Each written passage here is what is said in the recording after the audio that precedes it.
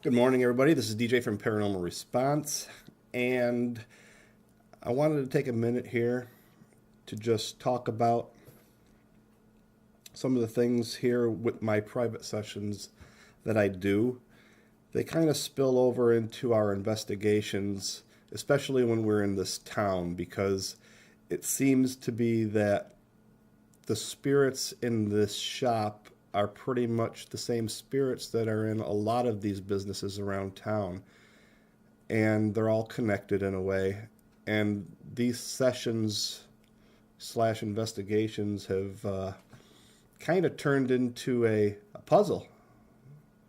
And it's slowly coming together with every place that we go to and every session here that I do.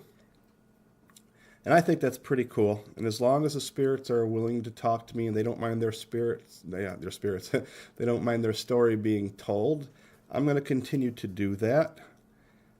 I think that they would like to get their story out there and they may have something to say still. Now, if I'm ever crossing the line or I'm doing something that they don't want me to say or do, I would hope that they would come forward and say that to me in the session. I'm not here to disrespect anybody. I'm just here to get some of the truth out. And if I've got some people here that are watching and enjoying it, cool. Now, today I have some more evidence that I found as I was poking around online, and I usually find that evidence and, somebody else has done the work for me. It was just up to me to find it. So I like to look back at old blogs, stuff from our local historian, and our historian now is Matthew Ballard, and he does a really excellent job at getting the information out there. And I've been able to find a lot of stuff pertaining to the town. I have also emailed him.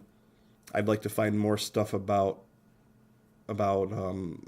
Mafia, syndicated crime in this town from the past, just so that I can piece more stuff together. A lot of names are coming up here as I look through some of this old stuff, and I'm getting some new names also in my sessions. So I would like to get all this in a nice, neat package and be able to piece it together a little bit better. I don't know what's going to happen when I'm done with the story. Maybe it'll never end. I don't know. As long as they're willing to talk to me, I'll keep talking to them. I enjoy their company. And the spirits that are here, they're not going anywhere. They stay here. And they don't talk to me every day. You've seen sessions where it's been kind of quiet. And that's fine. I don't expect them to talk to me every time I do a session.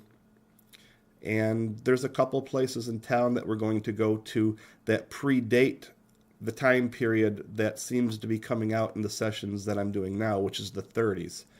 We are going to an old opera house that's that's down the street, Main Street, about a half a block away. And that predates the 30s. That's 1800s.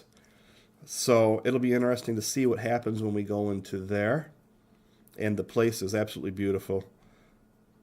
The man who owns that building has been trying for years to get grants to fix it up, to do something with it. And that's a hard thing to do. When you've got something that old, it costs a lot of money to fix up. And it's really hard to get the grants and the support that you need to bring something back to life, But we're going to go in there. He's already given me the okay. And that'll be really interesting to see who's there and what kind of new puzzle pieces, we can start putting together to form a story. Okay, so I didn't start out with video just because I'm at work and I didn't want to have to stop. That happens, and then I've got to jump cut it and do a lot of editing that's, should be unnecessary. So I'm going to get into a little session here and I'm going to read again an article that I found about serving alcohol during Prohibition times, and the sheriff who raided who raided the motel. And there's my phone. See how it goes? All right, I'll be right back with you.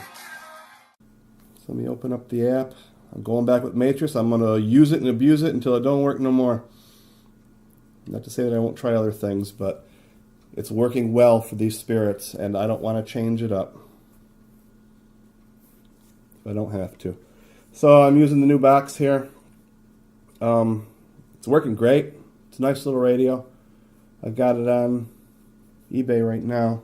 I think $225 in shipping. Just buffering here. Hold on a moment.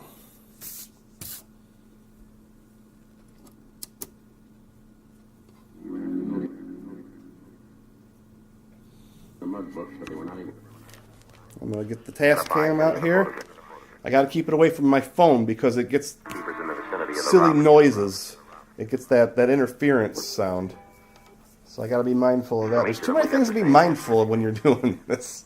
The identity of the suspect. Oh, we're already talking about police. How do you guys know, don't you? Now, when we were down at the basement last week at Serenity Pan, well aware of what that basement is,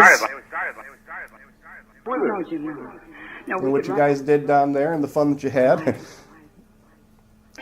And somebody came forward and said something about the police, on how they were kind of crooked. This morning when you start checking out the possible. And that your gang kind of had them in your hip pocket. Is that correct? Mm-hmm. Okay. Cool. Yeah, sure. You know, that's still the case in a lot of big cities, you know. There's a lot of corruption on both sides of the ball, huh? Cashier out of the market. So what I found here, you guys, who's here with me? Is Lewis here?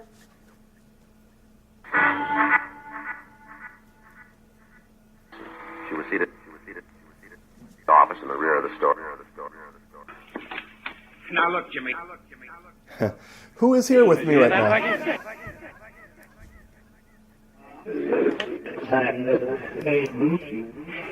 Okay, I'm sorry about that, you guys. Who's here with me right now?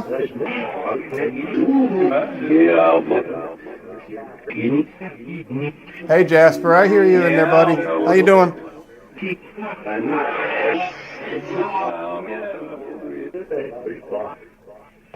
Is Lewis here? George, who's here? I want to read you guys something, okay?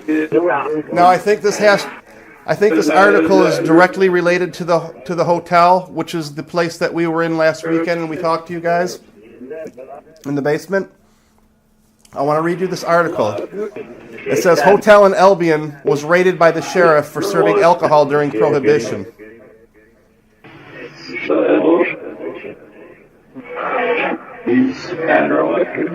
Who was the sheriff that raided that hotel?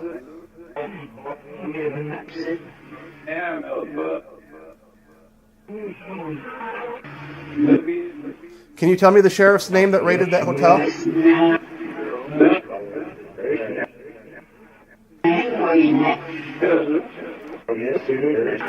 I'm going to read this to you a little bit here. It says, this photograph taken around 1920 shows the dining room of the Orleans Hotel, located southwest corner of East Bank Street and Platt. I am East Bank and Platt.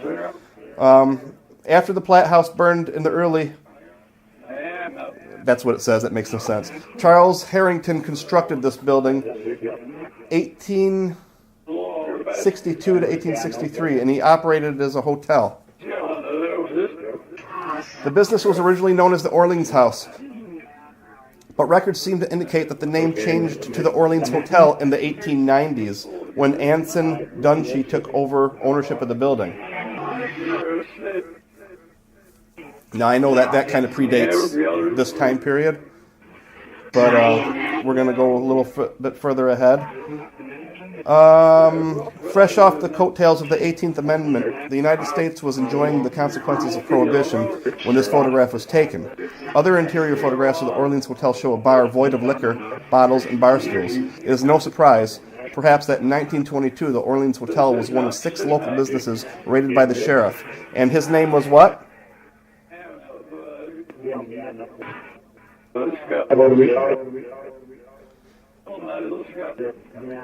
The name I have here on this article is Sheriff Scott Porter.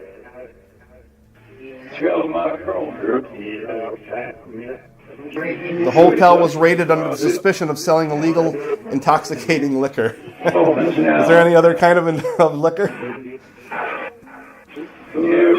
The manager of the hotel, Herbert Field, he pleaded not guilty on the charge of having maintained a common nuisance where intoxicating liquor was sold in violation of the state's.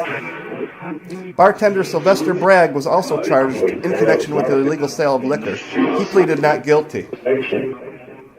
And apparently he sold alcohol, allegedly, to Egbert Delano.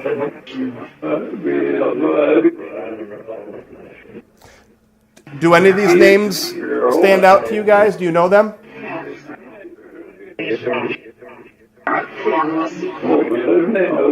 A typical stay at the Orleans Hotel would run a guest $2 to $2.50 per night, and the building became a popular location for political conventions, reunions, business diners, and parties for groups throughout Orleans County.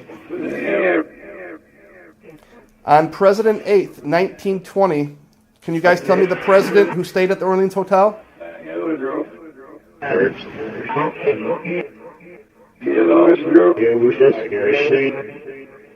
Who was the president that stayed at that hotel in 1920? President William Howard Taft stayed at the Orleans Hotel while visiting Albany as a guest of the Chamber of Commerce. At the time, Taft was a faculty member at Yale Law School, 1 year before his selection as Chief Justice of the Supreme Court. On March 15, 1923, Anson Dunshee committed suicide in his home on Ingersoll Street. I live on Ingersoll Street. He committed suicide by slitting his own throat with a razor. That guy's got some balls. The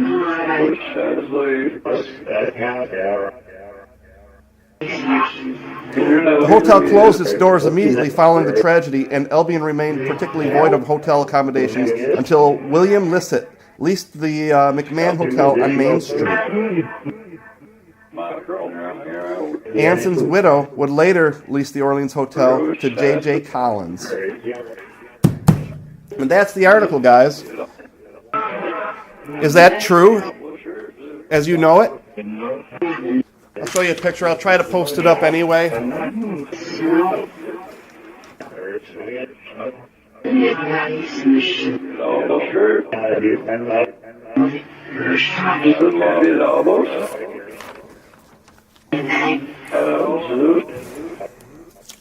Do you guys enjoy the articles that I read? Do you want to hear more? I do have more articles in here. I'm going to save them for another day. What else do I have here? I've got something about the Undertakers. We have an Undertaker on Main Street. He also sold furniture and glassware, but I don't know if it was out of the same place. We also have some photos about the Empire Block before it went up in fire.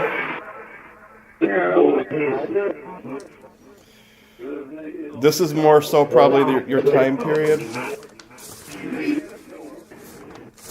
We'll save those for another day. I want to thank you guys for watching this. I want to thank you guys for watching this video. And I thank you, Jasper. I hear you back there. Thank you for coming through. I hear Lewis in there also. Thank you for coming through. All right, you guys have a good day. I'm going to end this. Session is over, okay? Thank you. Goodbye.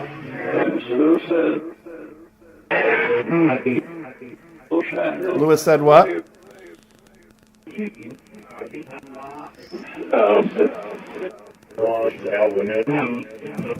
Okay, guys. Thank you. Goodbye.